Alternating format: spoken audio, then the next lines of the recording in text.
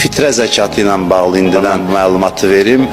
Fitrə zəkatı bilirsiniz ki 3 kiloqram arpa, buğda, un, düyü, kişmiş, xurma və s.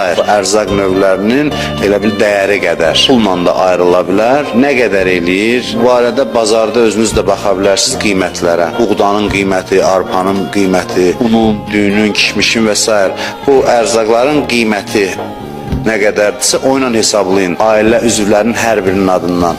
Qafqaz Müsəlmanları İdarəsi 10-15 manat məbləğ deyib, birisi orta hesabla deyib. Məsələn bizdən də ümumiyyətlə məbləğ soruşurlar ki, nə qədər siz neçə deyirsiniz? Əslində yəni bu bazar qiymətləri ilə tənzimlənməlidir. 10-15 manat da yəni kimin imkanı çatırsa. Ola bilər ki, buğdanın kiloqramı 1 manat olsun, məsələn 3 manat eləyir həmin gün, həmin adam üçün fitrə. Bunu bazarda qiymətlərlə özünüz tənzimləyə bilərsiniz. Amma kimin imkanı varsa, fitrə zəkatını çox ayırsa yaxşıdır.